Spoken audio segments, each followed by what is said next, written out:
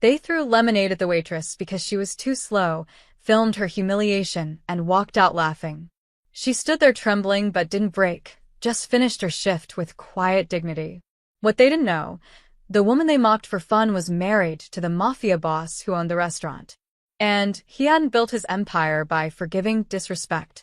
The crystal pitcher shattered against Rosa Martinez's shoulder, sending a cascade of ice-cold lemonade down her crisp white uniform.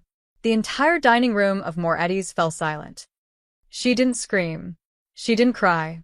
She just stood there, trembling hands still clutching her notepad, while sticky liquid pooled at her feet and soaked through to her skin. Oops, the word dripped with mockery from the man in the $5,000 suit. His companion erupted into laughter, slapping the table so hard the silverware jumped. Rosa had been a waitress at Moretti's for 3 years.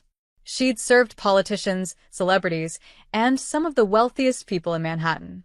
She knew how to handle difficult customers. But these two, these drunk, entitled tech brothers in their designer clothes, had been testing her patience all night. It started small, snapping fingers instead of making eye contact, sending back perfectly cooked steaks twice because they didn't look expensive enough, dropping silverware repeatedly, making her bend down to pick it up while they snickered. But this was different.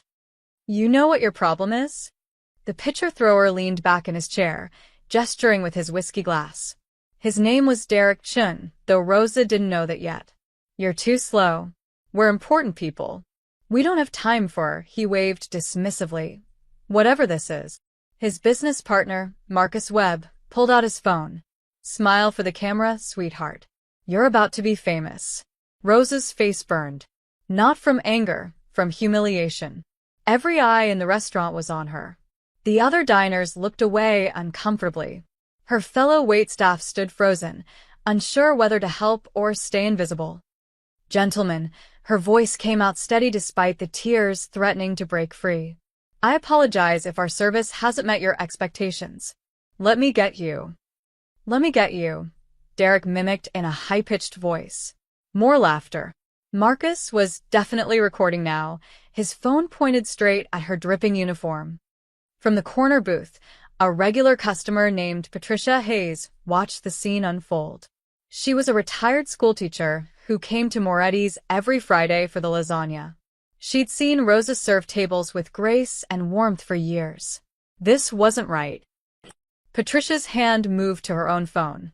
If these jerks were going to record this poor woman's humiliation, then everyone should see what kind of people they really were. Rosa bent down to pick up the broken glass, her hands shaking now. A piece cut her thumb. Blood mixed with lemonade on the hardwood floor. Oh no, now she's bleeding, Marcus announced dramatically. Should we call an ambulance? Or just tip extra?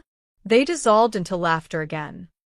That's when Rosa made eye contact with Marco, the head chef, who'd emerged from the kitchen at the sound of breaking glass. His face was dark with fury. She gave him the smallest shake of her head. Don't. It's not worth it. She finished clearing the glass, excused herself with quiet dignity, and walked, didn't run, to the back. Only when the kitchen doors swung shut behind her did she let the tears fall. Rosa, Marco grabbed her shoulders. Those pieces of garbage. I'm calling Alessandro right now. No. Rosa's voice came out sharp. Don't. Please. It's fine. Fine? Fine? They threw a pitcher at you. I need this job, Marco. If we make a scene, if we call the owner every time a customer is rude, she wiped her eyes with the back of her hand. They're drunk idiots. They'll pay their bill and leave. I just need 5 minutes. But Marco was already texting someone. Rosa was too shaken to notice. Back in the dining room, Derek and Marcus were calling for their check.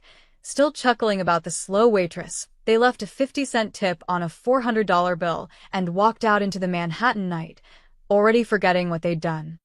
Patricia Hayes didn't forget. She'd captured everything. The pitcher throw, Rosa's trembling hands, the blood, the mocking laughter. She watched the video twice, her jaw tight with anger, then opened Twitter. Rich jerks humiliate waitress at Moretti's in Manhattan. This is what cruelty looks like. She hit post. Then she sent it to her daughter, who worked in digital media. Make this go viral, she wrote.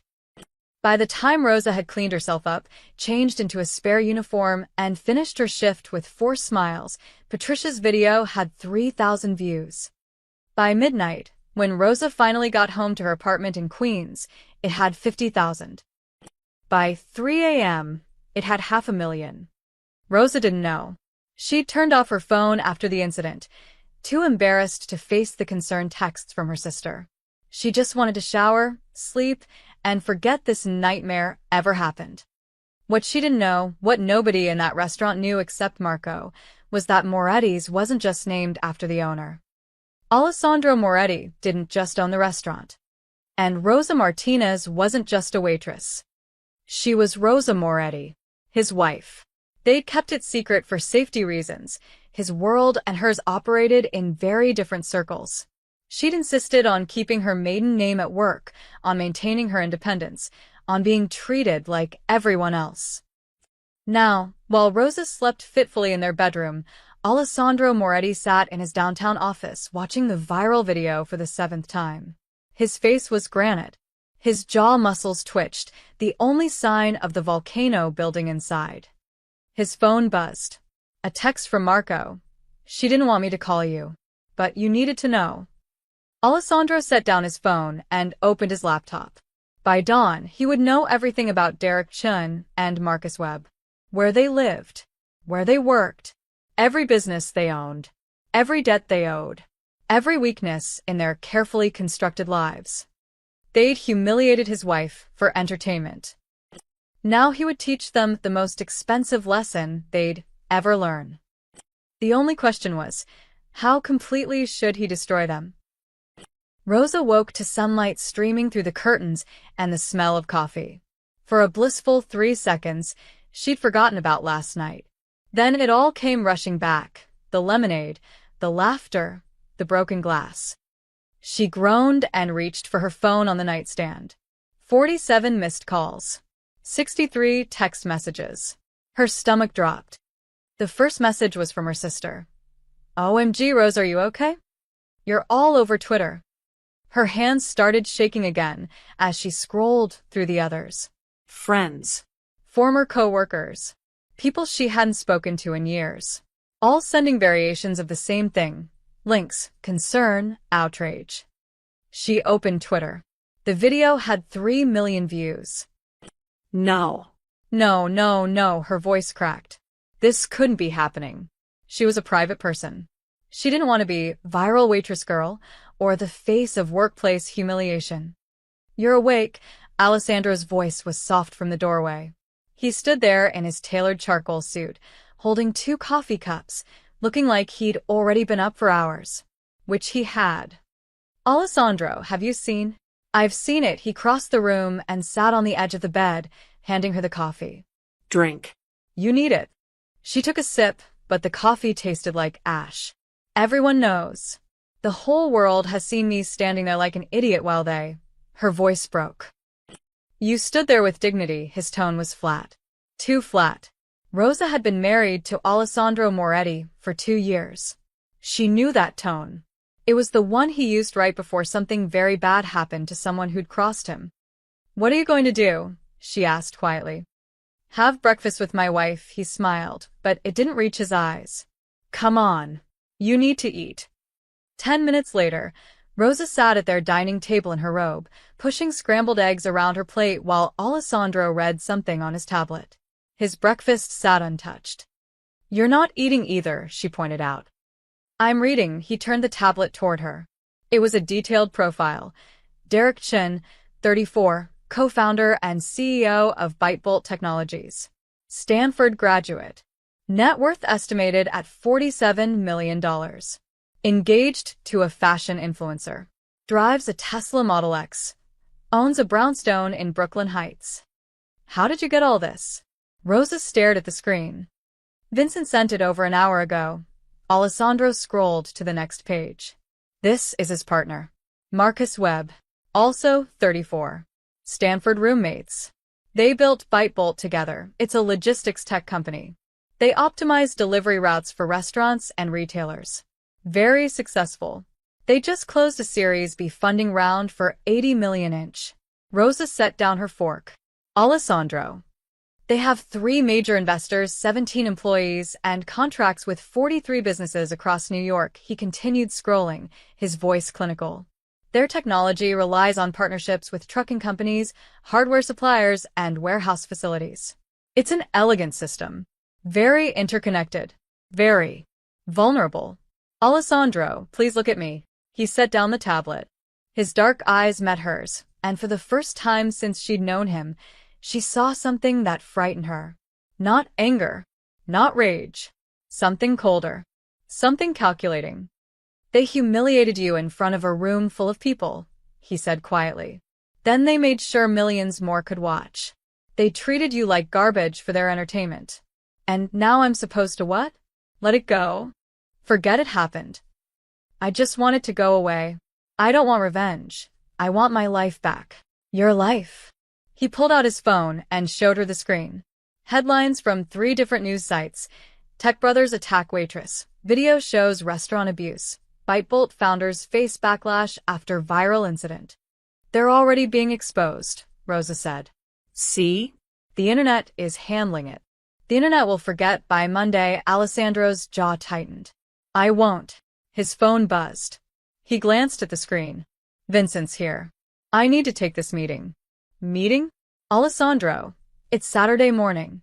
Business doesn't stop because it's the weekend. He stood, kissing the top of her head. Stay home today. Don't go to work. Don't answer any reporters. I'll handle everything. That's what I'm afraid of, she whispered, but he was already walking toward his home office. Vincent Calabrese had been Alessandro's consigliere for 15 years. He was a thin man in his 50s with silver hair and the kind of face that revealed nothing. When Rosa first met him, she'd thought he was an accountant. She wasn't entirely wrong, he just dealt with different kinds of numbers. Alessandro closed the office door behind them. Vincent was already setting up his laptop on the desk.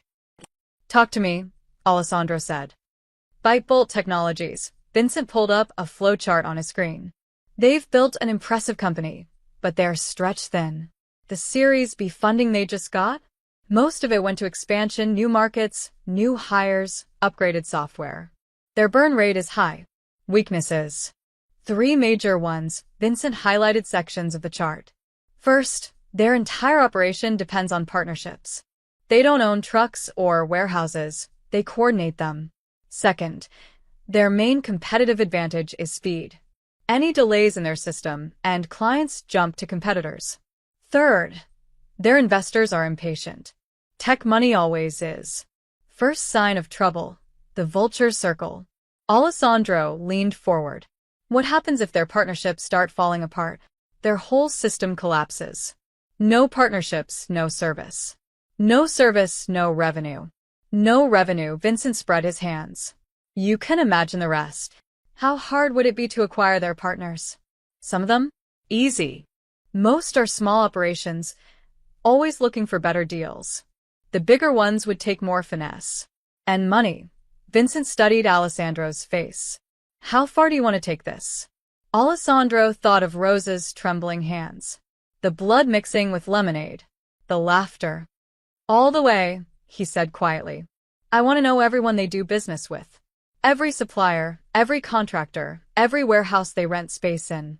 I want to know their investors, their lawyers, their biggest clients. Everything. That's going to take time. You have 48 hours. Vincent didn't blink. Understood. And when I've mapped their entire network? Alessandro's smile was ice cold. Then we start buying. Quietly. Through shells, through intermediaries, through companies they've never heard of. We're going to build a cage around Bytebolt Technologies. And they won't even know they're trapped until the door closes. Vincent nodded and began typing. One more thing. The video is still spreading. Some outlets are trying to identify the restaurant. If they connect it to you, let them try. Alessandro's voice was steel. By the time anyone figures out Rosa is my wife, Chun and Webb will have much bigger problems to worry about. Rosa made the mistake of checking her phone again at noon. Her Instagram had exploded overnight. Thousands of new followers, hundreds of comments from strangers. Some were supportive. Many were not. She probably deserved it. Slow service is unacceptable. Why didn't she fight back? So pathetic. This is staged. Nobody just stands there like that. I found her Facebook. She lives in Queens. Someone should teach her what real humiliation feels like. That last one made her blood run cold. She immediately switched all her accounts to private, but the damage was done. Screenshots of her personal photos were already circulating. Someone had found her wedding announcement from 2 years ago, though thankfully it only listed her as Rosa Martinez, with no mention of Alessandro's last name or business connections. By 2 p.m., the first reporter showed up outside their apartment building. Rosa watched from the window as a young woman with a camera crew positioned herself on the sidewalk. Then another arrived. Then a van with a satellite dish. "They found me," her voice was barely a whisper. "Alessandro, they found where we live." He appeared behind her, phone pressed to his ear. "Yes, building security now." He hung up. "Tony's handling it. They can't get past the lobby. But they're out there, waiting." "What am I supposed to do? Become a prisoner in my own home?" "You're safe here. That's what matters." "Safe." She spun to face him. "Alessandro, look at this." She thrust her phone at him, showing the threatening messages. "People are calling me weak, saying I deserved it. Someone posted my address on Reddit." "My address?" His face darkened as he scrolled through the messages. "Give me the phone." "What?" "No, I need." "Rosa." "Phone." Now, his voice left no room for argument. She handed it over, watching as he powered it down completely. "You can't just cut me off from the world." "I can when the world is attacking you." He pocketed her phone. "Vincent is setting up a new number for you. Unlisted. Your real friends and family will get it. Everyone else can wait." She wanted to argue, but exhaustion won out. She sank onto the couch, pulling a throw pillow against her chest like a shield. This was supposed to be a normal night. Serve tables, earn tips, go home. Now I'm viral waitress girl, and there are news vans outside our building. Alessandro sat beside her, his presence solid and grounding. "This will pass." "Will it?" "Because right now it feels like my entire life is being picked apart by strangers." She wiped at her eyes. "Do you know what the worst part is? Not the lemonade or the humiliation. It's that I can't escape it. Every time I close my eyes, I see that moment. And now millions of other people see it too." "What do you want me to do?" It was such a simple question, but the weight behind it made her pause. What did she want? Justice? Revenge? For it all to disappear? "I want to go back to work," she said finally. "I want to prove I'm not broken. I want those men to not have this power over me." "You could take time off. A vacation. Let this blow over. And let them win?" She shook her head. "No." "I've worked at Moretti's for 3 years. I love that job. I love our regulars, the kitchen staff, even the crazy Friday night rushes. I'm not giving that up because 2 drunk idiots decided to make me their entertainment." Alessandro was quiet for a long moment. "The restaurant is getting attention too. Positive attention, mostly. People are calling to make reservations specifically to support you. Patricia Hayes is giving interviews about what a gracious and professional server you are." "Patricia?" Rosa felt a flicker of warmth. That's sweet of her. She started this whole thing. Posted the original video. Rosa's head snapped up. What? She recorded it and put it on Twitter. That's how it went viral. He studied her reaction. "Did you not know?" I thought Marcus recorded it on his phone and posted it himself. I didn't realize she processed this information. Patricia was trying to help me." "She was." And now the story has shifted. It's not just about 2 men being cruel. It's about a woman maintaining her dignity under impossible circumstances. You're becoming a symbol, Rosa. I don't want to be a symbol. I just want to be me. Too late. He touched her cheek gently. But being a symbol doesn't mean you're weak. It means you're visible. And visibility can be power if you know how to use it. She searched his face. "What are you planning?" "Nothing you need to worry about." Alessandro, she caught his hand. Don't lie to me. I know you. I know that look in your eyes. You're planning something. He was silent for several heartbeats. Then, those men humiliated you, made you bleed, laughed while they did it. Do you really think I'm going to let that slide? I think, she chose her words carefully, I think whatever you're planning will be bigger than just making things even. And I'm afraid of what that means. For them. For us. You're afraid I'll hurt them? I'm afraid you'll destroy them. And I don't know if I can live with being the reason someone's entire life falls apart, even if they deserve it. Alessandro pulled her close, his arms wrapping around her like a fortress. When he spoke, his voice was calm, cold, and absolutely certain. They started this, Rosa. Not you. They made the choice to humiliate a woman who'd done nothing wrong. They filmed it. They laughed about it. They walked out like it meant nothing. His hand stroked her hair. I'm going to finish it. Not because you asked me to. Because they need to learn that some people aren't as defenseless as they look. She pulled back to look at him. What does that mean? His smile was gentle, but his eyes were winter ice. It means you go back to work tomorrow. Hold your head high. Let the world see your strength. And trust me to handle the rest. Alessandro. They wanted to make an example of you. Now I'll make an example of them. He kissed her forehead. Nobody touches what's mine. Nobody. The way he said it, so calm, so final, sent a chill down her spine. She should stop him. She should insist he let it go. But a small, dark part of her wanted to see what would happen when Derek Chin and Marcus Webb discovered that the waitress they'd mocked wasn't as powerless as they'd thought. Don't let me see the details, she whispered. Whatever you're going to do. I don't want to know. You won't, he promised. But they both knew she'd see the results eventually. Outside, the reporters waited. Inside, Rosa tried to convince herself that what was coming next would be justice, not destruction. She almost believed it. Monday morning, Derek Chin walked into ByteBolt's sleek downtown office feeling invincible. Sure, there'd been some backlash over the weekend, a few angry tweets, some pearl-clutching on LinkedIn, but his PR team had already drafted an apology statement. Generic. Non-committal. We sincerely regret any distress caused and are reflecting on our actions. The kind of apology that meant nothing, and everyone knew it. Marcus. He called out across the open floor plan. Did you see the TechCrunch article? They're calling us disruptors who play by their own rules. Controversy is just free publicity, man. Marcus Webb looked up from his standing desk, his expression less confident. Yeah, but our Instagram lost 10,000 followers over the weekend. And 3 restaurants canceled their trial subscriptions. 3 out of 43?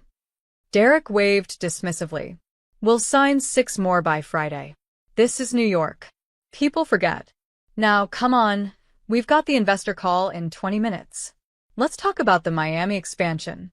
What Derek didn't know was that at 6:47 that morning, a shell company called Apex Distribution LLC had purchased Green Brothers Trucking, one of ByteBolt's primary delivery partners, for $23 million. The Green Brothers had been struggling financially and jumped at the cash offer.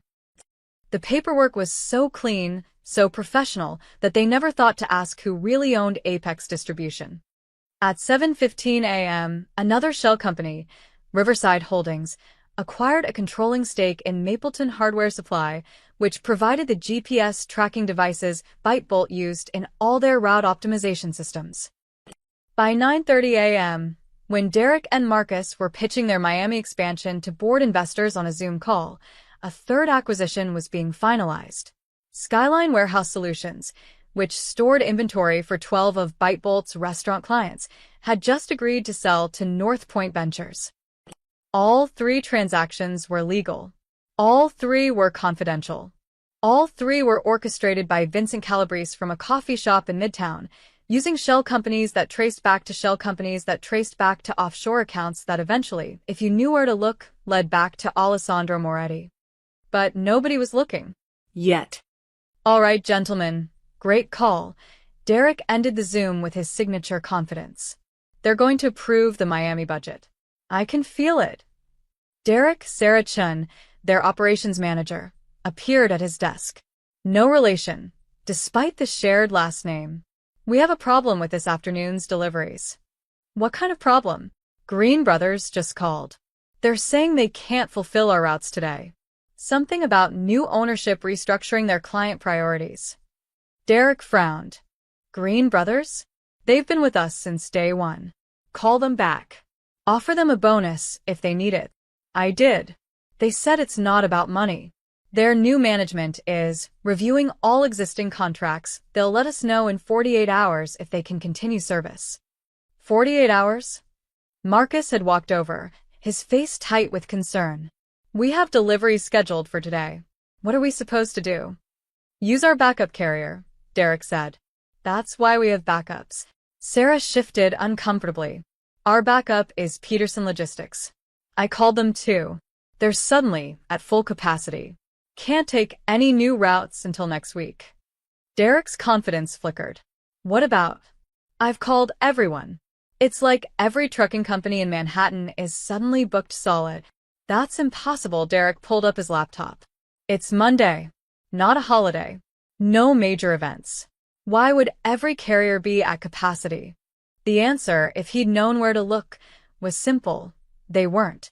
But the 3 calls Sarah had made that morning had all been routed to companies now owned, through layers of corporate structure, by Alessandro's network.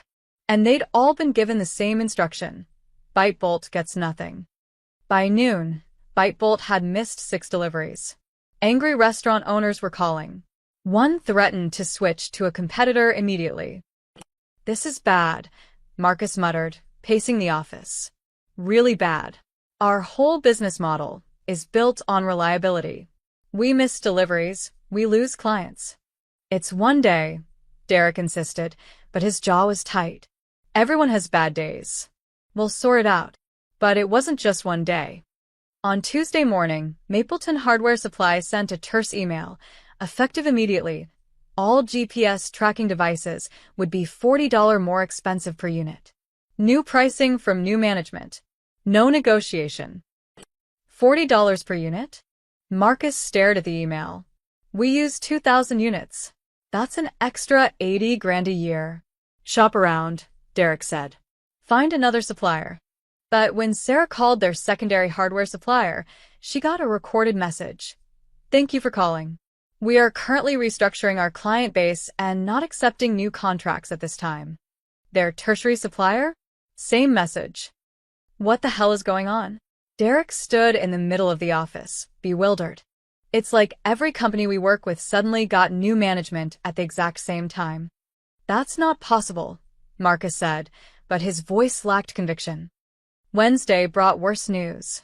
Skyline Warehouse Solutions, which stored inventory for a third of Bytebolt's clients, announced they were implementing a facilities upgrade that required all current tenants to vacate within 2 weeks. Alternative storage would cost triple the current rate.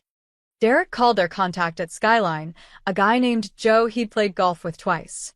Joe, what the hell? 2 weeks' notice? That's insane.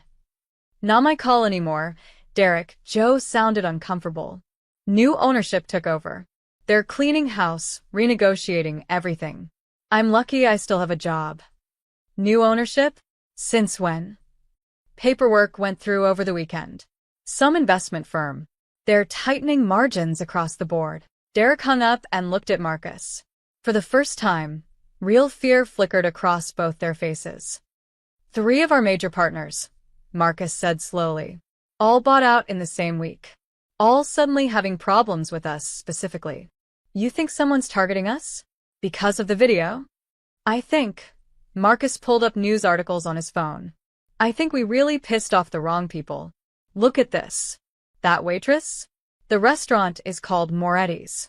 You know who owns half the commercial real estate in Lower Manhattan? The Moretti family. Derek's face went pale. You think no? No way. That's conspiracy theory nonsense. This is just bad timing. Bad luck. But his hands were shaking when he picked up his coffee. In a penthouse office 15 blocks away, Vincent Calabrese sat across from Alessandro Moretti, updating a spreadsheet. Green Brothers acquired Mapleton Hardware, controlled. Skyline Warehouse, controlled. Peterson Logistics, partnered. Vincent looked up. They're starting to notice. Good, Alessandro said calmly. Let them notice. Let them scramble. Let them wonder why everything they touch suddenly turns to smoke. They've missed 14 deliveries in 3 days. 2 clients have already left.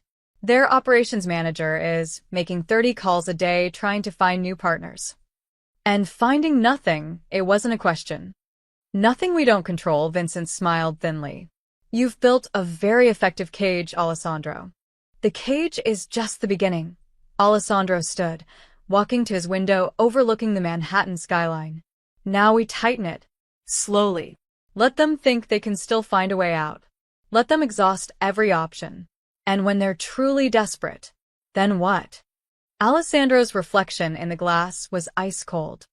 Then I introduced myself. Vincent Calabrese didn't believe in overkill. He believed in precision. On Thursday morning, he spread 3 folders across Alessandro's desk like a surgeon laying out instruments. These are your kill shots, he said simply. Alessandro opened the first folder. Data flow systems. They manufacture the proprietary routing algorithm chips ByteBolt uses. Custom hardware, very specialized. ByteBolt designed their entire software platform around data flow's specifications. Switching to another manufacturer would require rebuilding their entire system from scratch. We're talking 6 months minimum, maybe a year. Who owns Dataflow? Family business. The founder, Robert Hartley, is 68 and wants to retire. His kids have no interest in running a tech manufacturing company. He's been quietly shopping it around for 3 months. No buyers yet, it's too niche. Alessandro smiled. Until now. Until now, Vincent agreed. I can have the papers ready by this afternoon. For millions should close it. Alessandro nodded and opened the second folder. Velocity Freight. The last major trucking company in the tri-state area we don't control or partner with. ByteBolt's been trying to get a contract with them for months. Velocity handles the premium routes, the time-sensitive deliveries that make ByteBolt look good to high-end clients. If we own Velocity, they lose access to their most lucrative delivery window. Exactly. Velocity is owned by a woman named Carmen Rodriguez. She's tough, built the company herself, not interested in selling. Vincent paused. But her brother owes some people money. People we know. If we help with that debt, Carmen becomes very motivated to reconsider her position. How much? Brother owes $200,000. We clear it. Offer Carmen $6 million for Velocity. She gets financial freedom. Brother gets a clean slate. We get leverage. Alessandro closed the folder. And the third.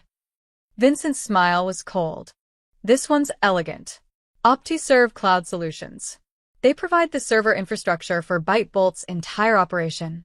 Every route calculation, every client interface, every delivery tracking system, it all runs on OptiServe servers.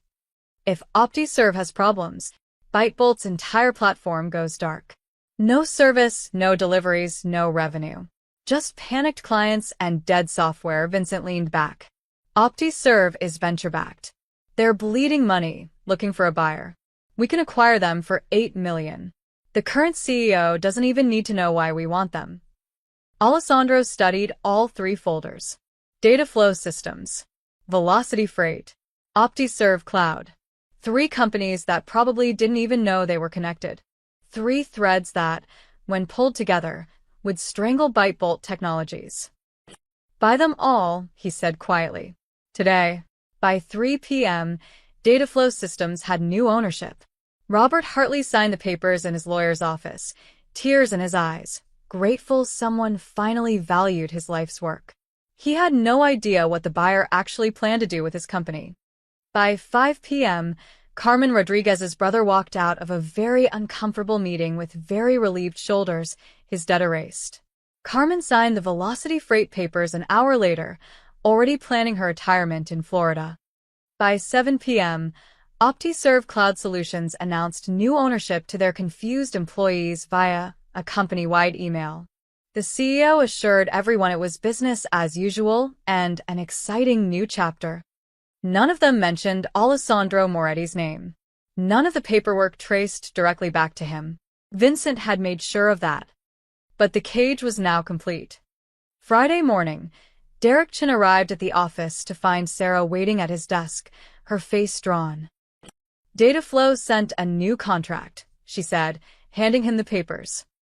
Derek scanned the document and felt his stomach drop. They're tripling the price per chip? That's insane. They say it's new management policy. Either we sign the new terms, or they discontinue service in 30 days. 30 days. Derek's voice rose. We can't rebuild our entire platform in 30 days. Call them. Tell them this is breach of contract. I did. Their lawyers say the original contract allows for price adjustments with 30 days' notice. It's legal, Derek. Barely, but legal. Marcus appeared, holding his own stack of papers. Velocity Freight rejected our proposal. What? They've been stringing us along for 3 months. New ownership. They're restructuring their client priorities and focusing on long-term contracts with established partners. Marcus threw the papers on Derek's desk. We're not established enough, apparently. Derek wanted to scream. First the trucking problems. Then the hardware costs. Then the warehouse disaster. Now this. How bad is it? He asked quietly. Sarah pulled up a spreadsheet. With Dataflow's new pricing, our hardware costs jumped from $180,000 a year to $540,000. We're already paying triple for warehouse space. We've lost 6 clients this week. Our delivery success rate dropped from 98% to 76%. And our biggest client, Russo's Restaurant Group, is threatening to leave if we miss one more delivery. What about revenue? Down 22% this week alone. If this continues. She didn't need to finish. They all knew what happened if this continued. Someone is doing this to us, Marcus's voice was flat. This isn't bad luck or coincidence. Someone is systematically destroying our company. But who? Derek demanded. Who has the resources to buy out multiple companies just to screw with us? His phone rang. Unknown number. He almost didn't answer, but something made him pick up. Mr. Chun? A smooth, professional voice. This is Richard Sato from Redstone Capital. I'm calling on behalf of your Series B investors. Derek's blood went cold. Hello, Richard. What can I do for you? We've been reviewing ByteBolt's performance metrics. There are some concerning trends. Missed deliveries, client departures, rising operational costs. The board would like to schedule a call Monday morning to discuss the situation. Of course. Happy to explain. We've had some temporary partner issues, but we're sorting them out. I certainly hope so, Mr. Chin. Your investors have placed considerable trust in ByteBolt. We'd hate to see that trust misplaced. A pause. Have a good weekend. The line went dead. Derek set down his phone with a shaking hand. Marcus and Sarah stared at him. That was Redstone Capital, Derek said. The investors are spooked. How spooked? Marcus asked. Monday morning meeting spooked. Discussing the situation spooked. Derek ran his hands through his hair. If the investors lose confidence, if they think we're failing, they'll pull funding, Sarah finished. Or force us out. Or both. The 3 of them sat in silence, the weight of their collapsing empire pressing down like a physical force. Derek thought back to Saturday night. The lemonade. The laughter. The slow waitress who'd looked at him with those hurt, humiliated eyes. It had been funny then. Just a joke. A way to blow off steam. Now, staring at spreadsheets showing his company bleeding out, it didn't feel funny at all. Find out who's buying these companies, he told Sarah. I don't care what it costs. Hire investigators if you have to. Someone is doing this, and I want to know who. But even as he said it, a cold certainty was settling in his chest. He knew who.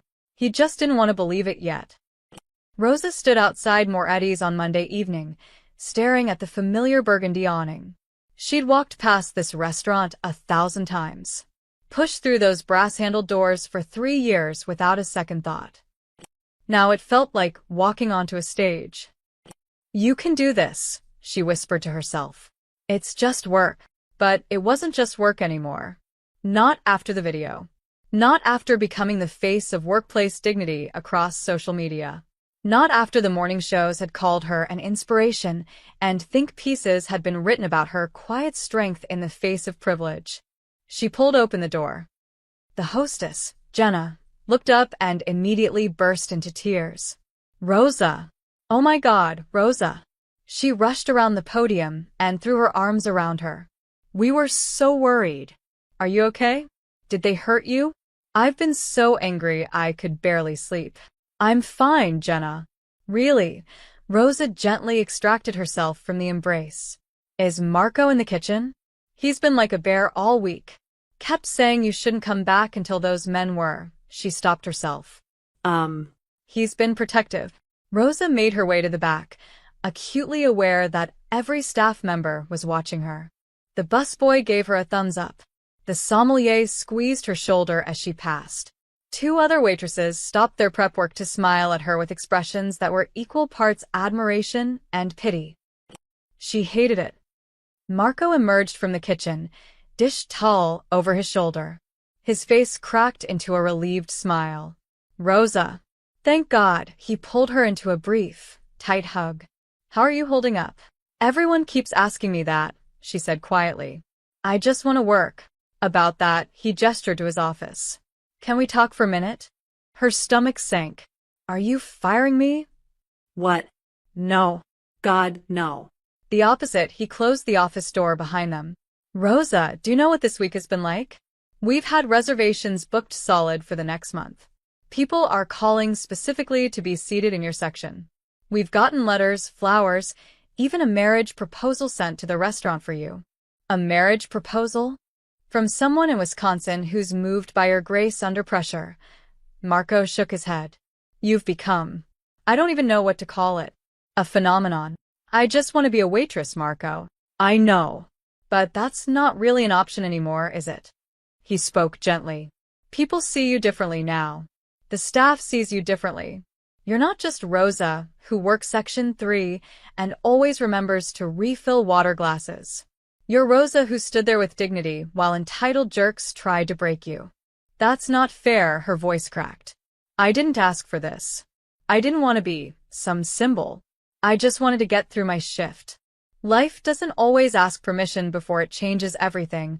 Marco studied her face. Are you sure you're ready to be back? She thought about the alternative. Hiding in her apartment. Watching the news vans slowly leave. Letting Derek Shin and Marcus Webb chase her away from a job she loved. I'm ready, she said. I have to be. But ready and capable were different things. Her first table of the night was a couple in their 50s. The moment Rosa approached, the woman's eyes widened in recognition. Oh my goodness, Stephen, it's her. It's the waitress from the video. She grabbed Rosa's hand. Sweetheart, you are so brave. What you went through was horrible, but you handled it with such grace. You're an inspiration. Thank you, Rosa managed. Can I start you with drinks? You should write a book, the woman continued. Really? Your story could help so many people who face workplace abuse. Have you thought about going on talk shows? I bet Ellen would love to have you. Stephen looked embarrassed. Honey, let her do her job. I'm just saying she's special. The woman beamed at Rosa, like she was a celebrity. We drove in from Connecticut specifically to eat here and support you. Rosa took their order with shaking hands. This happened 3 more times that night. Customers who treated her like a visiting dignitary instead of their server. Who wanted photos. Who left $100 tips on $40 bills and little notes saying, stay strong and you're amazing. By 9 p.m., Rosa was hiding in the walk-in freezer, trying not to cry. Marco found her there. Hey. You okay? No, she hugged herself against the cold. I can't do this. Everyone's staring at me. Treating me like I'm made of glass. Or like I'm some kind of hero. I'm not a hero, Marco.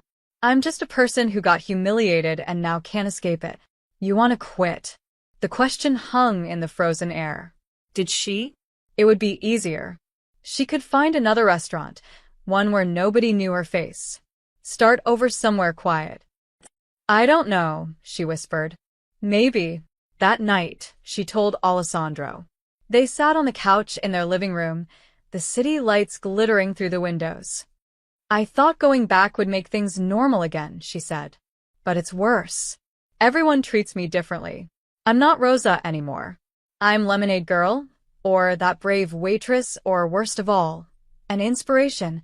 I don't want to inspire anyone. I just want my life back. Alessandro was quiet for a long moment.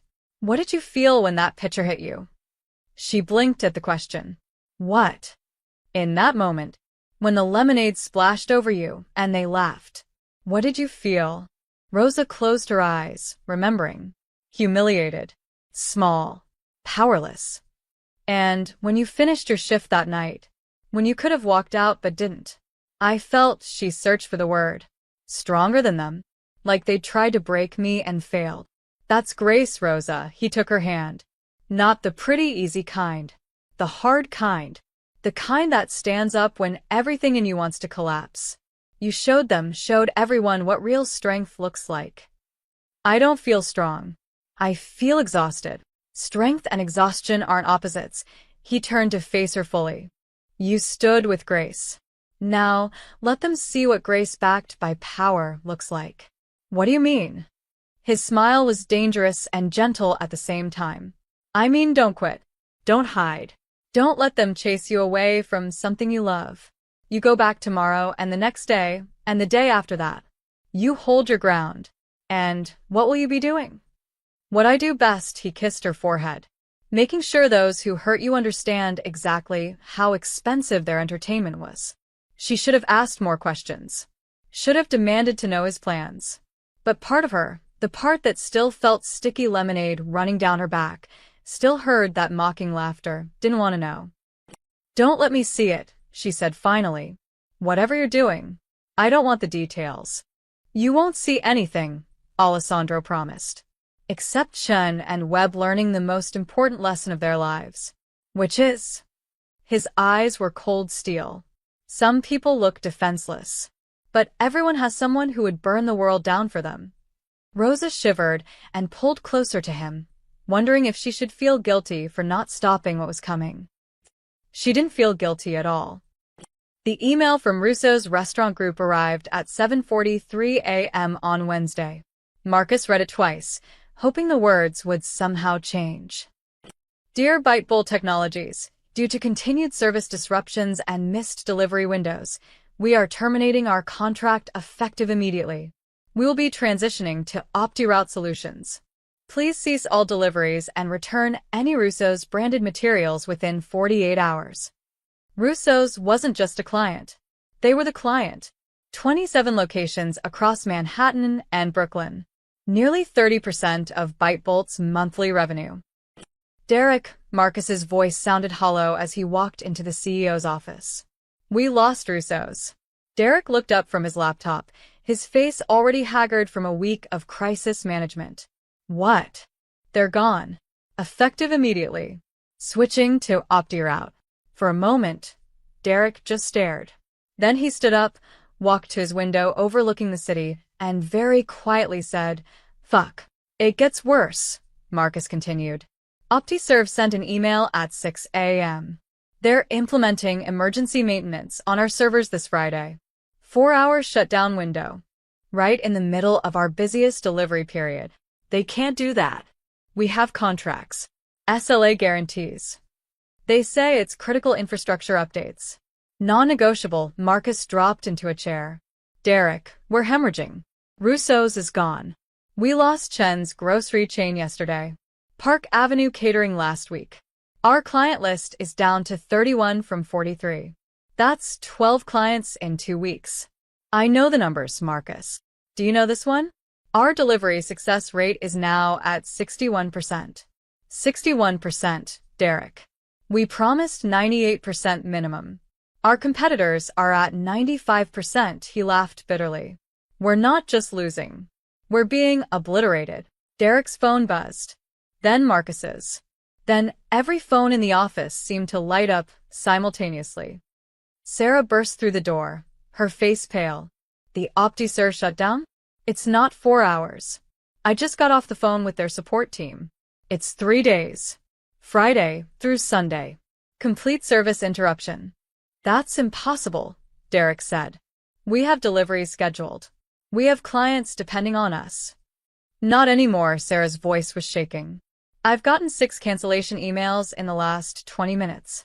Word is spreading. Nobody wants to risk their deliveries with us offline for 3 days. Call OptiServe. Offer them double, triple, whatever it takes to postpone the maintenance. I tried. They said the decision came from ownership level and isn't negotiable. She looked between Derek and Marcus. Who owns OptiServe now? Does anyone know? Nobody answered. In the main office space, the atmosphere was toxic with panic. Employees huddled in small groups, speaking in low, worried voices. Everyone could see the writing on the wall. ByteBolt was dying. Tom Henderson, their lead developer, approached Derek's office. We need to talk about contingencies. What kind of contingencies? The OptiServe shutdown. We should migrate to backup servers before Friday. We don't have backup servers, Tom. Our entire infrastructure is built on their system. Then we need to build them. Now. I can have the team working around the clock. With what money? Marcus cut in. Do you know how much cloud infrastructure costs? We're already burning through cash faster than we can replace it. Tom's face hardened. So what's the plan? We just let the company go dark for 3 days and hope our remaining clients don't all leave? The plan, Derek said through gritted teeth, is I'm working on it. But he wasn't working on it. He was drowning in it. By Thursday afternoon, ByteBolt's Slack channels were chaos. Engineers discussing other job opportunities. The sales team sharing LinkedIn posts from competitors who were hiring. Someone had created a private channel called Exit Strategy that 17 people had already joined. Derek called an all-hands meeting at 4 p.m. The conference room was packed, but the energy was funeral quiet. I know you're all worried, he began. I know the last 2 weeks have been hell, but ByteBolt is strong. We've faced challenges before. We've never lost 12 clients in 2 weeks, someone called out from the back. We've never had our infrastructure shut down during peak hours, another voice added. Derek held up his hands. I understand the frustration, but we're working on solutions. New partnerships. Alternative providers. We're going to weather this storm. Are we? Tom stood up. Because from where I'm sitting, it looks like someone is systematically destroying this company. Every partner we rely on suddenly has problems. Every backup option disappears. This isn't bad luck, Derek. This is coordinated. The room erupted in murmurs. That's conspiracy thinking, Derek said, but his voice lacked conviction. Is it? Sarah spoke up, surprising everyone. Dataflow gets bought, triples our prices. Green Brothers gets bought, cuts us off. Skyline gets bought, kicks us out. Velocity gets bought, rejects our contract. OptiServe gets bought. We get it, Marcus interrupted sharply. Do we? Sarah looked around the room. 5 critical partners. All bought in the same 2-week period. All suddenly hostile to us, specifically. And nobody can tell me who actually bought them. The ownership structures are all shell companies and offshore accounts. So, what are you suggesting? Derek demanded. Someone with unlimited resources decided to destroy ByteBolt for fun? Not for fun, Tom said quietly. For revenge. The word hung in the air like smoke. Derek felt every eye in the room turn to him. They all knew. Of course they knew. The video had gone viral. Everyone had seen it. They'd just been too polite or too afraid to say anything. The Waitress thing, someone whispered. No way, another employee said. That's insane. Who would have that kind of power? But Sarah was already pulling up her phone, typing frantically. The restaurant. Moretti's. Who owns it? She read from her screen. Owned by the Moretti family. Real estate holdings across Lower Manhattan. Connections to, she stopped, her face going white. Connections to what? Marcus asked. She looked up at Derek, and he saw fear in her eyes. Real fear. The Moretti family isn't just restaurant owners, she said slowly. They're connected to some serious people. Like, organized crime serious. And Alessandro Moretti specifically, she swallowed hard. He owns about 40 different businesses across New York, through various holding companies. He's basically untouchable. The room went silent. Derek felt the floor drop out from under him. The waitress, Rosa, the woman he'd splashed with lemonade and laughed at while his friend filmed. Alessandro Moretti's wife. Oh God, Marcus whispered beside him. Derek. What did we do? Derek couldn't answer. He was too busy calculating how thoroughly, how completely, how irreversibly screwed they were. By Friday morning, BiteBolt had 16 clients left. OptiServe's shutdown was in effect. The office felt like a mausoleum. And Derek Chin finally understood what it meant to be powerless. The same way Rosa had felt, standing in that restaurant with lemonade dripping down her uniform while he laughed. Except his humiliation was only beginning. The conference call with Redstone Capital started badly and got worse. Let me make sure I understand correctly. Richard Sato's voice came through the speaker with ice-cold precision.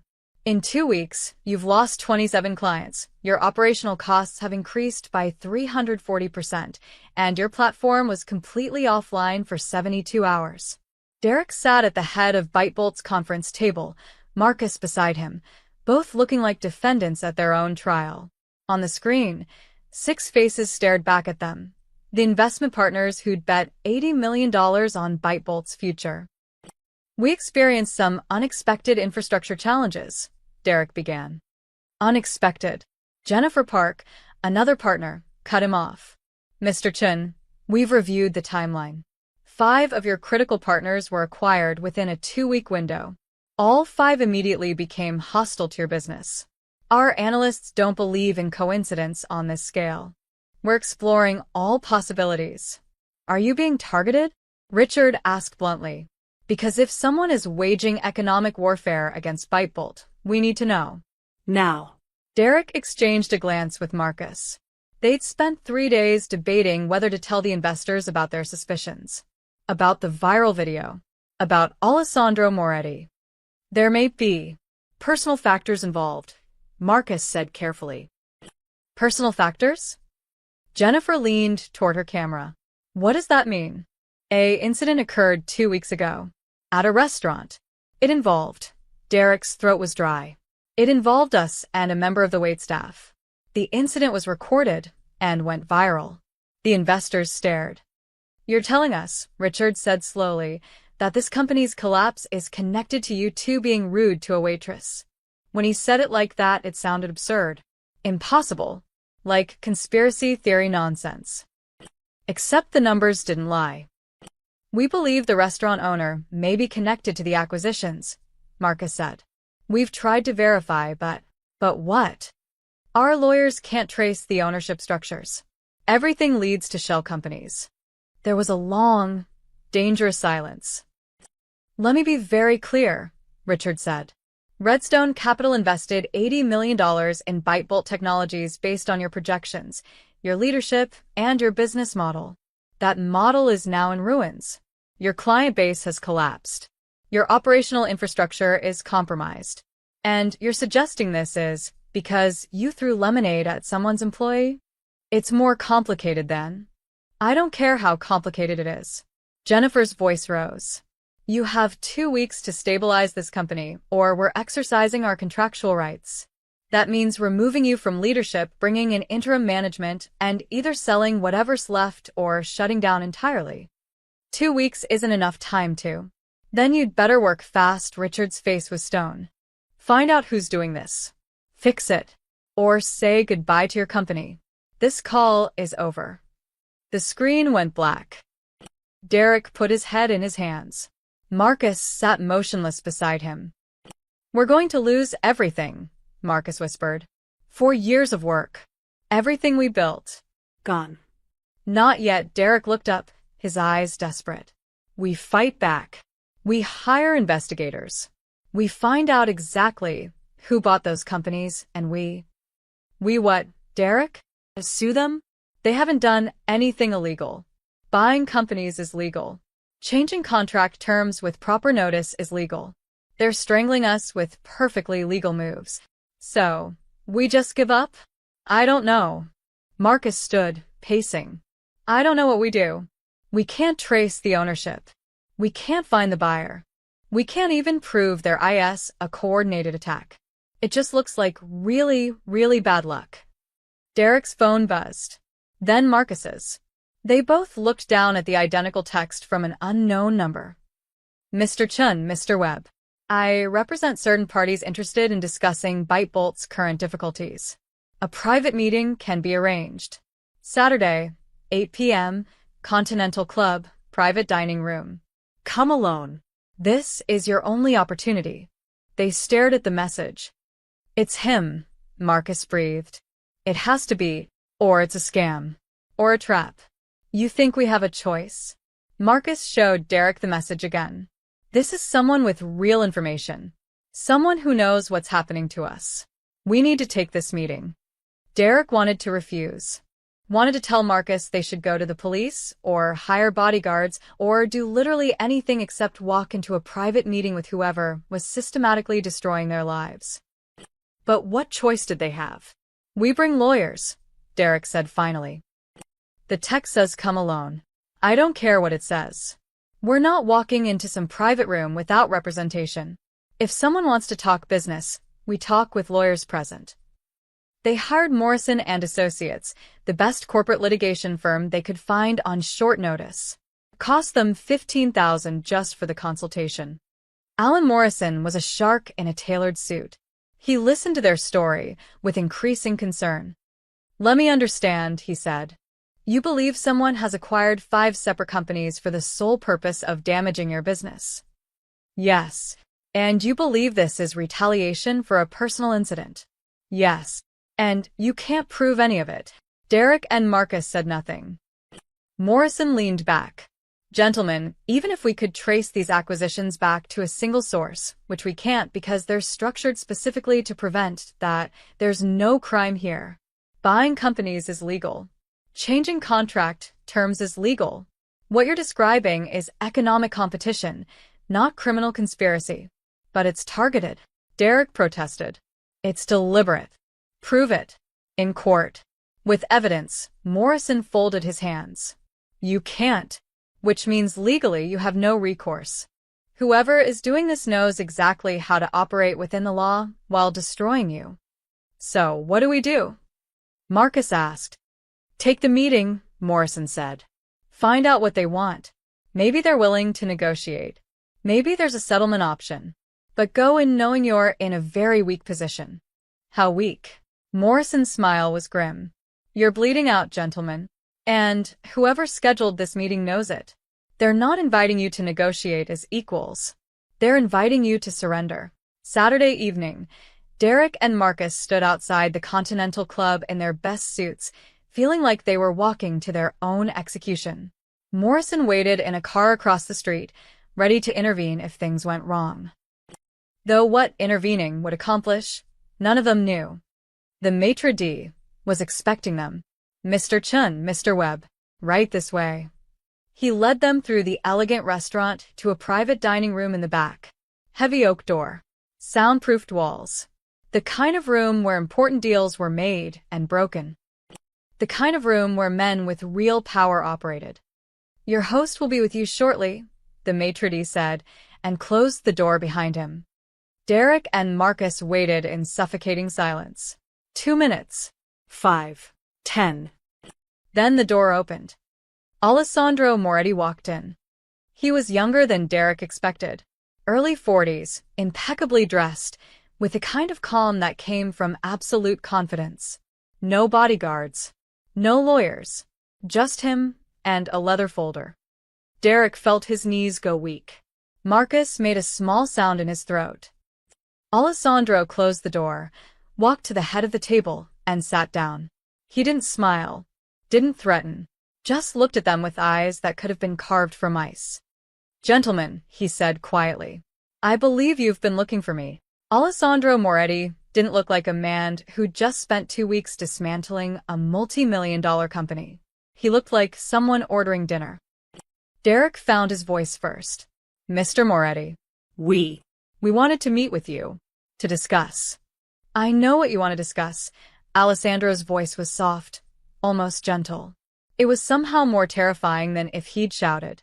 You want to know why your company is falling apart. You want to understand why every business partner you've ever had is suddenly unavailable. You want to make a deal. Marcus gripped the edge of the table. You bought them. All of them.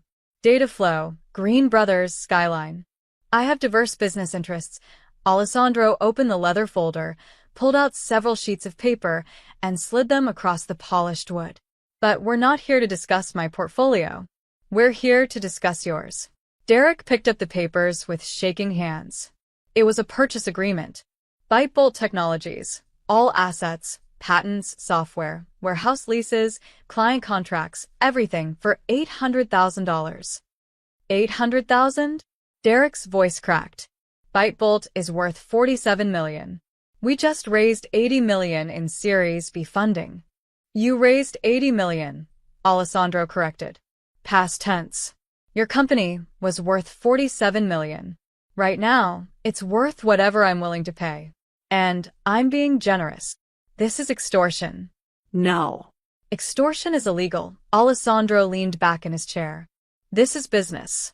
You have a failing company. I'm offering to buy it. You're welcome to refuse and find other buyers. His smile was razor-thin. Good luck with that. Marcus stared at the papers. Why are you doing this? What did we do to you? The question hung in the air. Alessandro's expression didn't change, but something shifted in his eyes. Something dark and cold. You really don't know? He asked quietly. The video, Derek said. The waitress. But that was it was a stupid mistake. We were drunk. You didn't mean to throw a pitcher at someone? You didn't mean to humiliate her in front of a room full of people? You didn't mean to film it and laugh while she bled? Alessandro's voice remained soft, but each word landed like a hammer. Which part was the accident exactly? We're sorry, Marcus blurted out. We are. It was wrong. We know that. But you can't destroy an entire company because of one mistake. That's insane. Insane. Alessandro stood, walking slowly around the table toward them. Neither Derek nor Marcus could bring themselves to move. Let me tell you what's insane. Two men with every advantage, wealth, education, success, decide to entertain themselves by humiliating someone who served them with courtesy and professionalism. They don't just insult her. They assault her. They film it. They laugh. And then they leave a 50-cent tip and walk away like it meant nothing. He stopped directly behind Derek's chair. Derek could feel him there, a presence like winter itself. That woman has worked at Moretti's for 3 years, Alessandro continued. She knows every regular by name. She remembers their orders, their allergies, their anniversaries. She's been Employee of the Month 11 times. She volunteers at a food bank on her days off. And you threw lemonade at her for being too slow. We'll apologize, Derek said desperately. Publicly. We'll donate to charity in her name. Whatever you want. Just. Please. Don't take everything. Alessandro walked back to his seat and sat down, his movements controlled and deliberate. You want to apologize? You want to make amends? Here's your opportunity. He pulled out another document and slid it across. Derek picked it up. A public apology event, Derek read aloud. At Moretti's restaurant. Formal attire. Full press coverage. His voice died in his throat as he reached the last line. Rosa Moretti. The name hit him like a freight train. Rosa Moretti. Marcus grabbed the paper, his face going white. The waitress is my wife, Alessandro finished calmly. Though she insisted on keeping her maiden name at work. She wanted to be treated like everyone else. Not as the owner's wife. Just as Rosa, the waitress who works section 3-inch. Derek felt the room spin. The waitress he'd mocked. The woman he'd splashed with lemonade. The person whose humiliation he'd found so entertaining. She was married to the man who now owned his entire business infrastructure. "Oh God," Marcus whispered. "We didn't know. We had no idea. Would it have mattered?" Alessandro's eyes were merciless. If she'd been someone else's wife, someone less powerful, would that have made it acceptable? Neither of them could answer. Alessandro tapped the purchase agreement. "Here's how this works. You sign these papers. You sell me BiteBolt for $800,000, barely enough to cover your legal fees and outstanding debts. You attend the public apology at my restaurant, where you will look Rosa in the eye and apologize for what you did.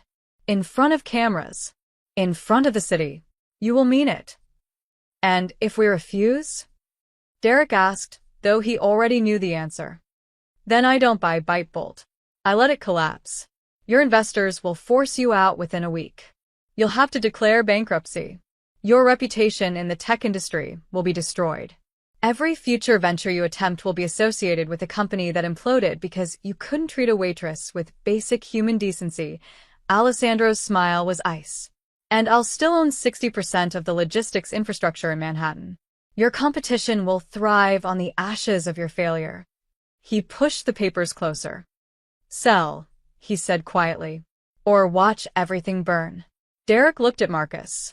Marcus looked at the papers. $800,000. For years of work, dreams of expansion and success, and making their mark on the world. All of it gone because of one cruel moment. "We need time to think," Marcus tried. "No, you don't." Alessandro checked his watch.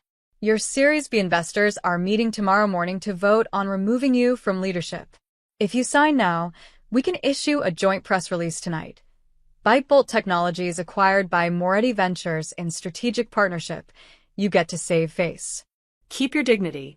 Walk away with something instead of nothing." "We built this company from scratch," Derek said, his voice breaking. 4 years of our lives.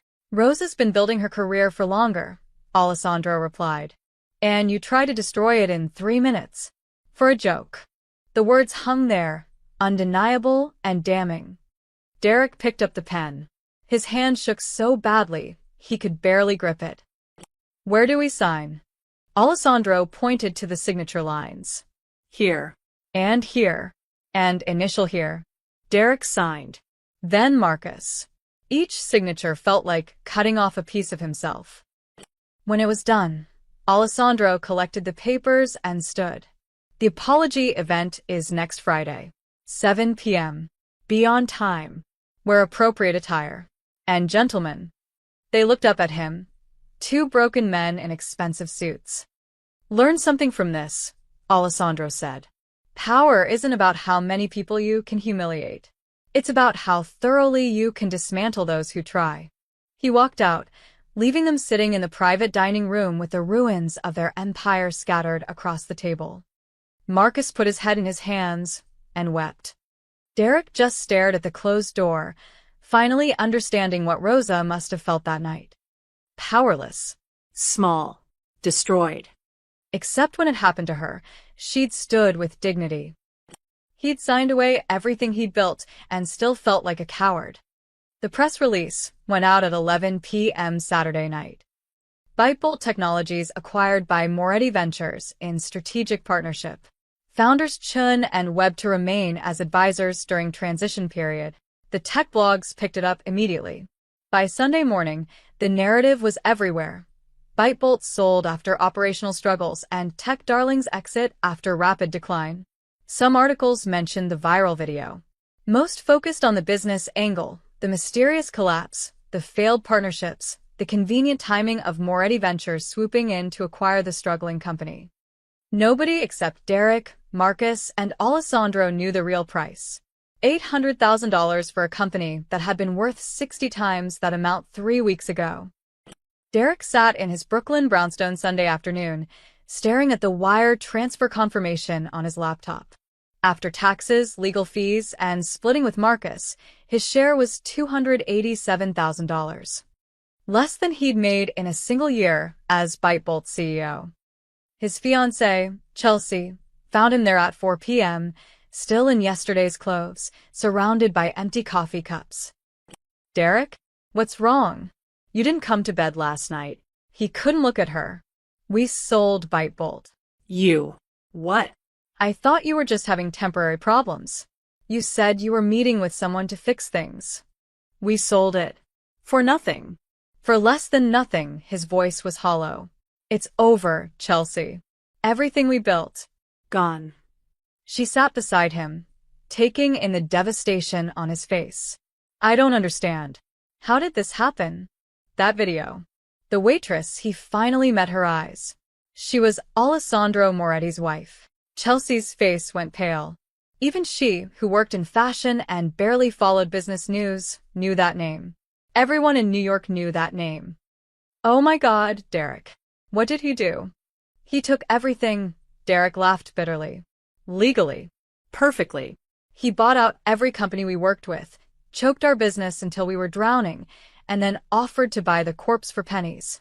And we took it because the alternative was watching it collapse completely. Can't you fight this? Sue him? For what? Buying companies? That's not illegal.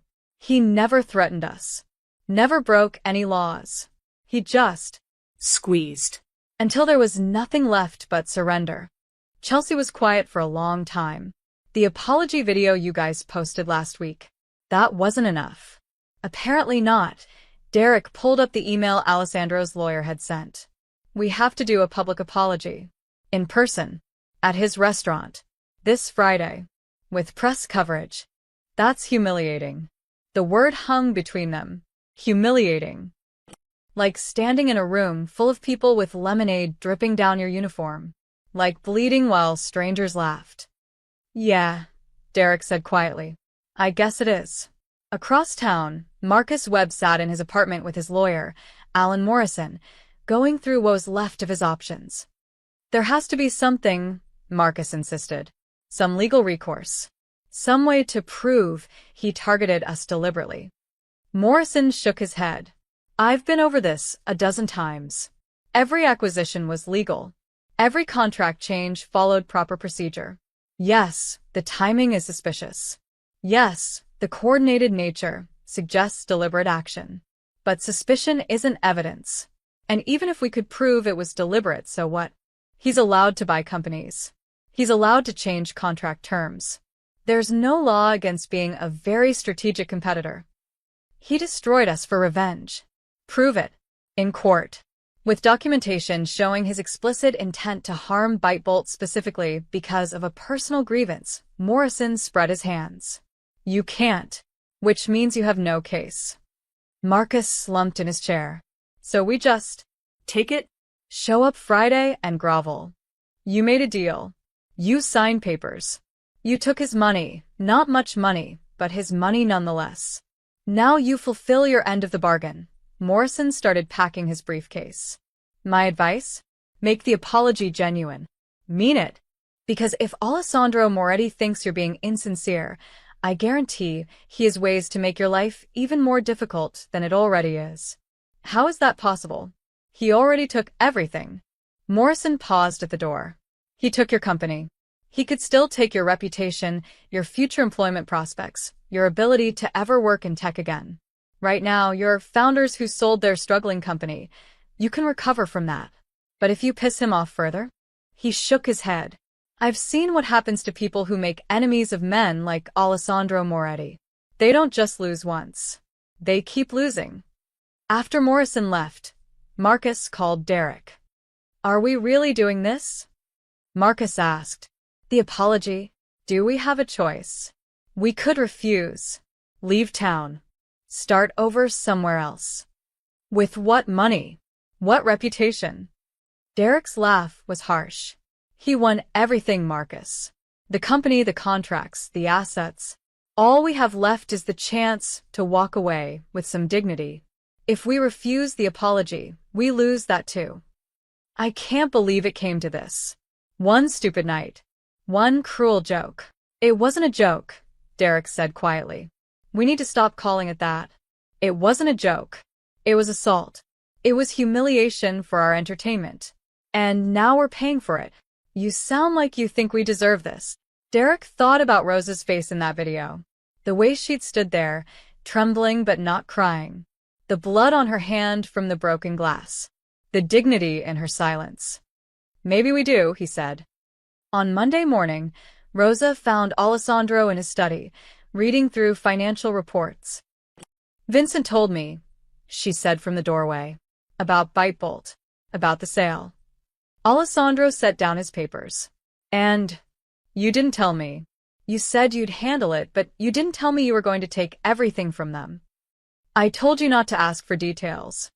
"I didn't ask." Vincent volunteered. She walked in, sat across from him. "Alessandro, they lost everything. Their company, their money, their futures. All because of what they did to me." "All because of what they did," he corrected. "This isn't your fault, Rosa. This is consequences." "It feels like too much." "Does it?" His eyes met hers. "They spent 3 minutes humiliating you. I spent 2 weeks dismantling what they built with that cruelty. Is that disproportionate? Maybe. But it's done." The apology. "Friday night. Do I have to be there?" "Yes," his voice was firm. "Not for them. For you. So you can see them face the consequences of their actions. So the city can see them acknowledge what they did. You don't have to forgive them. You don't have to say anything. Just stand there with the same dignity you showed that night." Rosa was quiet for a long moment. "What if I can't?" "You can." Alessandro reached across the desk, taking her hand. "You're stronger than you know. You proved that already. Now let them, and everyone watching, see what real strength looks like when it's backed by real power." She squeezed his hand, still uncertain but trusting him. Friday was coming, and with it, the final act of a drama that had begun with laughter and would end with 2 powerful men on their knees. Not literally, but close enough. The question was, would it bring Rosa peace, or just more unwanted attention? She'd find out in 5 days. Friday arrived like a storm everyone could see coming. By 5 p.m., news vans lined the street outside Moretti's. Reporters positioned themselves with perfect sight lines to the entrance. Someone had leaked that tonight's event wasn't just a corporate formality. It was 2 tech entrepreneurs publicly apologizing to the waitress they'd humiliated in the viral video. The story had everything: wealth, cruelty, consequences, redemption. Social media was already buzzing with speculation and commentary. Inside the restaurant, Rosa stood in the back hallway, smoothing down her uniform for the 5th time. She'd insisted on wearing it. Not a dress, not something fancy. The same crisp white shirt and black pants she wore every shift. "You don't have to do this," Marco said gently. "Alessandro can handle it without you." "No," her voice was steady. "I need to be here. I need to see their faces. You're braver than I am." She wasn't sure about that. Her hands were shaking. Her stomach felt like it was full of ice. But she'd spent 3 weeks being viral waitress girl, pitted, celebrated, dissected by strangers. Tonight, she wanted to be Rosa again. Not a symbol, not a victim, just a woman who refused to disappear. In the main dining room, Alessandro had arranged everything precisely. A small podium at the front, chairs for press. The rest of the restaurant had been reserved, regulars only. People who'd been coming to Moretti's for years. People who knew Rosa. Patricia Hayes sat in the front row, her hands folded in her lap, her face set with grim satisfaction. At 6:45 p.m., Derek and Marcus arrived. They wore dark suits, crisp shirts, somber ties. They looked like they were attending a funeral. In a way, they were the funeral of their reputations as untouchable tech darlings. Alessandro met them at the door. "Gentlemen." "Mr. Moretti," Derek's voice was hoarse. He'd barely slept in 5 days. "You'll speak from the podium. Keep it brief. Be sincere. Rosa will be present, but she won't speak. This is your opportunity to show the city, and her, that you understand what you did." Alessandro's eyes were ice. "Don't waste it." They nodded, mute and miserable. At 7 p.m. exactly, the doors opened to the press. Cameras flooded the room with light. Reporters jockeyed for position. The event was being live-streamed by 3 major outlets. Alessandro stepped to the podium first. "Thank you all for coming," he said, his voice carrying the authority of someone who owned the room and everyone in it. 3 weeks ago, an incident occurred in this restaurant. 2 customers assaulted one of our staff members, my wife, Rosa, and that assault was captured on video and seen by millions. The cameras swiveled, finding Rosa standing near the bar. She kept her face composed, her hands clasped in front of her. "Tonight," Alessandro continued, "Mr. Chun and Mr. Webb have asked for the opportunity to apologize. Publicly. In the same place where they caused harm. I've agreed to give them that opportunity." His pause was weighted. "Not for their benefit. For hers." He stepped aside. Derek approached the podium like a man walking to the gallows. The cameras focused on him, his pale face, his trembling hands, the sweat on his brow despite the cool evening air. "My name is Derek Chin," he began. His voice cracked. He cleared his throat and tried again. 3 weeks ago, I came to this restaurant with my business partner. We had too much to drink. We were rude. We were cruel. And we assaulted a woman who had done nothing wrong. The room was silent except for the click of cameras. Rosa Martinez, Rosa Moretti, served us with professionalism and courtesy. And we repaid that by mocking her, throwing things at her, and filming her humiliation for our entertainment. Derek's hands gripped the podium. "There's no excuse for what we did. Not the alcohol. Not the stress. Not anything." He looked directly at Rosa for the first time. She met his gaze without flinching. "I'm sorry," Derek said, and his voice broke completely. "I'm so sorry. You didn't deserve that. Nobody deserves that. I was cruel because I could be, because I thought it was funny, because I didn't see you as a real person." Tears streamed down his face now, genuine and uncontrolled. "I see you now, and I'm ashamed of what I did." He stepped back. Marcus took his place. If Derek had looked broken, Marcus looked haunted. His hands shook visibly as he gripped the podium. "I filmed it," he said quietly. "Derek threw the picture, but I filmed it. I made sure to capture her face, her humiliation. I thought it was content. Entertainment." He shook his head. "Rosa, I don't expect you to forgive me. I wouldn't forgive me. But I need you to know that what I did, was wrong on every level. You were doing your job. We were supposed to be decent human beings. We failed." His voice dropped to barely a whisper. "I'm sorry. For everything." The cameras captured it all.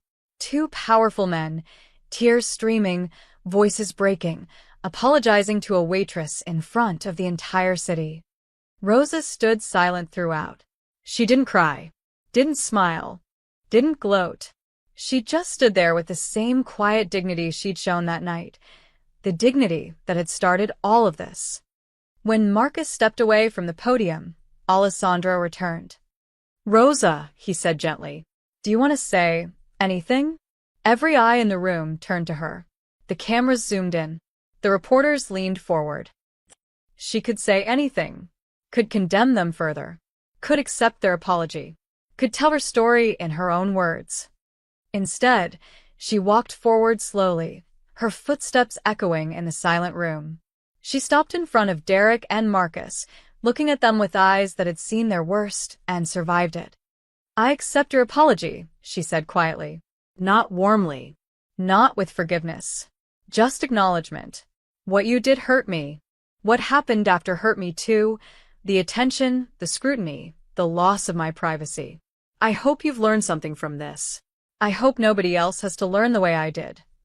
She turned to the cameras. "I'm not a symbol. I'm not inspiration. I'm just someone who went to work and got hurt by people who thought cruelty was entertainment. It happens every day to people everywhere, usually without cameras. Without justice." Her voice strengthened. "Maybe this changes something. Maybe people think twice before treating service workers like they're less than human. That's what I hope comes from all of this." She walked back to her position by the bar. The room erupted, reporters shouting questions, cameras flashing, the sound of a moment that would be replayed 1,000 times. Alessandro raised his hand for silence. That's all. Thank you for coming. The restaurant is closed for the evening. As the press filed out, still shouting questions, Patricia Hayes approached Rosa and hugged her tightly. You are perfect, honey, she whispered. Just perfect. Rosa hugged her back, finally letting the tears come now that the cameras were gone. Derek and Marcus stood by the door, uncertain. Alessandro gestured to them. You can go, he said simply. They left without another word, walking past reporters into the Manhattan night. Their faces streamed across a dozen platforms within minutes. Rosa watched them go and felt, what? Not satisfaction. Not victory. Just the heavy, complicated weight of consequences playing out in real time. Is it over? She asked Alessandro. He put his arm around her shoulders. It's over. But they both knew that wasn't quite true. The aftermath was just beginning. 6 weeks later, Rosa walked into Moretti's for the evening shift and felt something different in the air. Not pity anymore. Not awkward sympathy or uncomfortable hero worship. Just respect. Section 3, as always, Marco said, handing her the evening assignments with a genuine smile. You've got the Johnson family, they requested you specifically. Said nobody else gets their daughter's dairy allergy right. Rosa smiled back. Tell them I'll be right there. It had taken time, but slowly, so slowly, things had returned to something resembling normal. The news vans were gone. The interview requests had dwindled to nothing. Her social media had quieted down to the occasional supportive message instead of the overwhelming tsunami of attention. She was just Rosa again. Rosa who worked Section 3. Rosa who remembered orders and brought extra bread without being asked. Rosa who loved her job. But something had changed, and she felt it in small ways. The way customers met her eyes with respect instead of looking through her. The way her coworkers treated her as an equal rather than someone fragile. The way she walked through the dining room with her head high, no longer afraid of being seen.